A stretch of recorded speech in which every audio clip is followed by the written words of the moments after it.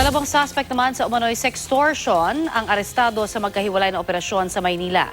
Patong-patong po na kaso ang inihahanda laban sa kanila. Balitang hatid ni Jamie Santos. Halos mamilipit sa pagtatakip ng muka ang lalaking ito sa kahihiyan matapos maaresto ng mga operatiba ng PNP Anti-Cybercrime Division sa isang entrapment operation sa Maynila. Inireklamo ang suspect na si Mark Jeron Francisco matapos umano nitong takuti na ilalabas ang mga hawak nitong sex video at picture ng biktima kapalit ng pera. Nagkakilala raw sa eskwelahan ng suspect at biktima.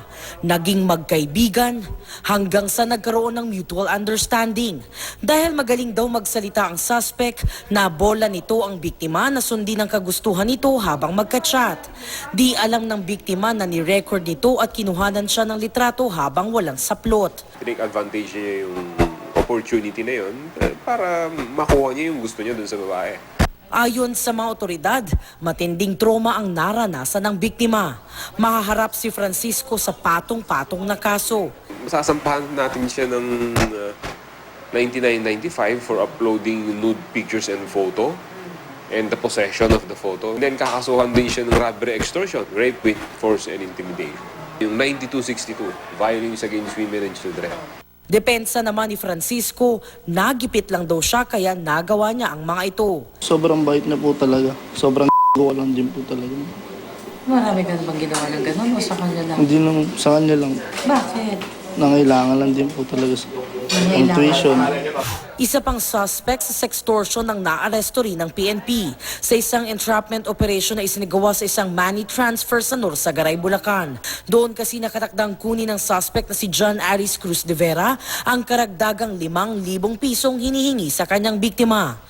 Nagsimula raw ang pangingikil ng suspect Desyembre ng taong 2016 matapos makakuha ang suspect ng nude video ng biktima.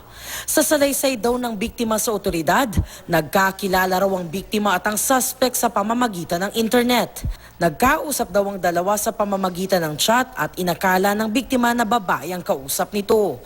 Hanggang sa di alam ng biktima na nakuha na siya ng suspect ng nude videos na kalaunay ginamit sa pangingikil. The victim sent amounting to more or less, I think that's 80,000 pesos already. Hanggang sa dumulog na siya sa mga pulis para mahuli ang suspect.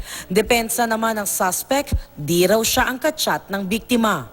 Nautusan lang po. Nautos. Ano yung inutos sa'yo? Kuhanin po yung pera. Yun lang ang ginagawa mo? Yes, ma'am. Kaya payo ng mga pulis, ipagbigay alam sa kanila ang ganitong insidente para agad na magawan ng aksyon. Mahaharap sa kasong robbery extortion at paglabag sa Cybercrime Prevention Act of 2012 ang suspect. Jamie Santos, GMA News.